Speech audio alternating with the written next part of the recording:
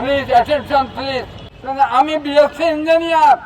আমি রুয়েট থেকে রাজশাহী প্রকৌশল বিশ্ববিদ্যালয় থেকে বিএসসি ইঞ্জিনিয়ারিং ডিগ্রি নিয়ে বাংলাদেশ বিদ্যুৎ উন্নয়ন বোর্ডে 31 বছর চাকরি করেছি। এখন পেনশন পাই। তো আমার যে ভবিষ্যৎ বংশ। আসসালামু আলাইকুম। ওয়ালাইকুম আসসালাম। এখানে আপনি কি করছেন?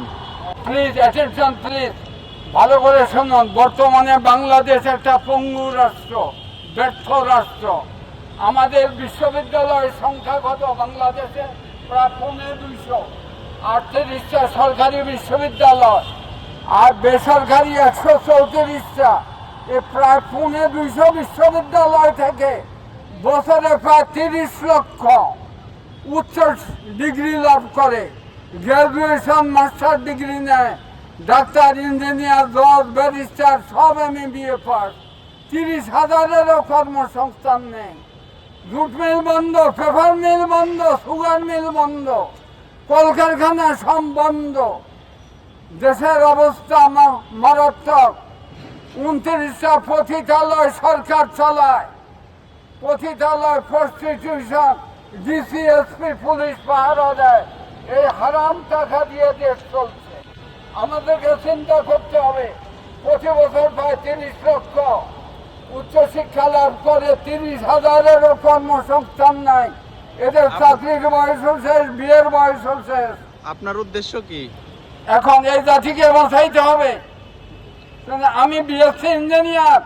আমি রুয়েট থেকে রাজশাহী প্রকৌশল বিশ্ববিদ্যালয় থেকে বিএসসি ইঞ্জিনিয়ারিং ডিগ্রি নিয়ে বাংলাদেশ বিদ্যুৎ উন্নয়ন বোর্ডে 31 বছর চাকরি করেছি।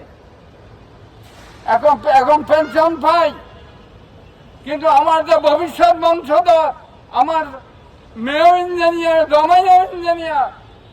মেয়ে ইঞ্জিনিয়ারিং চাকরি পায় না, মেয়ে ইসলামী ব্যাংকে চাকরি করে।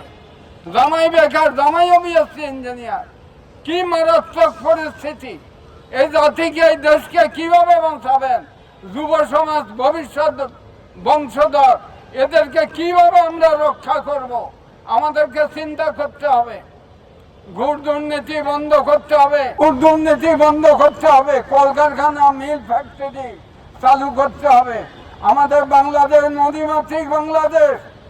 আমাদের বাপদাদা পূর্বপুরুষেরা পাটের আবাদ করত, পাট উৎপাদন করে, পাট রপ্তানি করে কোটি কোটি ডলার আয় করত। জুট মিল চলতো, পেপার মিল চলতো। নারায়ণগঞ্জে ছিল আদমজি হাজার হাজার জুট মিল। চট্টগ্রামে আমিন জুট মিল, হাজার হাজার জুট মিল। লক্ষ লক্ষ শ্রমিক, কর্মচারী, কর্মকর্তার কর্মসংস্থান হতো। এখন সব বন্ধ। 54টা নদী ভারতের সঙ্গে, 54টা নদী ভারত ফারাক্কা বাঁধ দিয়ে, তিস্তা ব্যারেজ দিয়ে, ভারত উজানে, আমরা ভাটিতে আমাদের দেশকে মরুভূমি করেছে।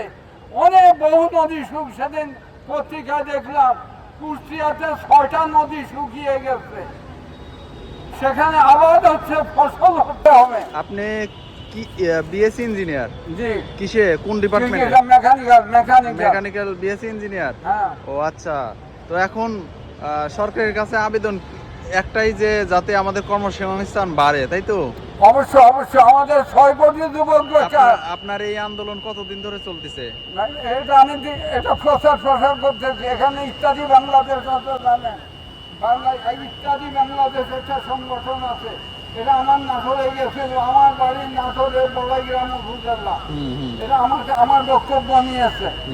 ইত্যাদি বাংলাদেশ, সততাই মহৎ গুণ, চার্জ দিলে পাবেন, আমার বক্তব্য পাবেন। পৃথিবীতে এখনও কত ভালো মানুষ আছে, তাই না?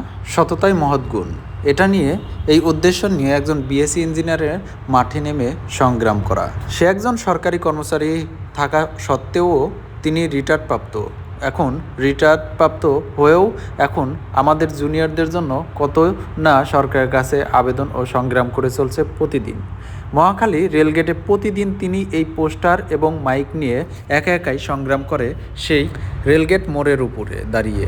ওনার প্রতিটা কথাই যুক্তি আছে। বাংলাদেশে এখন চাকরির দিন দিন এতটাই ভয়ানক হচ্ছে যা বলার বাইরে। আমরা প্রকৌশলী লেখাপড়া করে আজকে ঘরের মুঠোয় বসে আছি। ভালো কোনো চাকরি বাকরি নেই, কলকারখানা নেই, তো এভাবেই আমাদের সবাইকে এগিয়ে আসতে হবে এবং পদক্ষেপ নিতে হবে, কলকারখানার পরিমাণ বাড়াইতে হবে এবং সরকারি খাতগুলো আমাদের সঠিক মূল্যায়ন করতে হবে। এই প্রকৌশলীর সাথে আপনার কথা একমত কিনা আপনি অবশ্যই কমেন্টে বলবেন, আর অবশ্যই ভিডিওটা শেয়ার করে দিবেন। দেশের এই করুণ অবস্থা যেন খুব তাড়াতাড়ি দুর্ভিক্ষ যেন যায়। আমার একটা কথা ভেবে খুবই অবাক লাগছে, জানেন কি? তিনি একজন রিটায়ারপ্রাপ্ত অফিসার, কিন্তু তার বংশধর অর্থাৎ আমাদের চাকরি বাকরি নেই, সেই বিষয়কে তিনি উপস্থাপনা করার জন্য তিনি নিজে মাঠে এই বয়সে এখন নেমেছে। আসলেই দেখুন কত বড় একটা মহৎ মানুষ, কত বড় একটা বড় মনের মানুষ। আসলেই আমাদের সবাইকে এভাবে এগিয়ে আসতে হবে, সবাইকে আমাদের একটা পদক্ষেপ নিতে হবে। তো বন্ধুরা, আপনারা সবাই সবার জায়গা থেকে এই ভিডিওটা শেয়ার করে দিবেন আশা করছি। তিনি একদিন দুই দিন কিন্তু সংগ্রাম করেন না, প্রতিদিন মহাখালী রেলগেট এই স্ট্যান্ডের উপরে দাঁড়িয়ে একা একাই তিনি সংগ্রাম করে যাচ্ছে। এভাবেই তার দিনগুলো চলছে।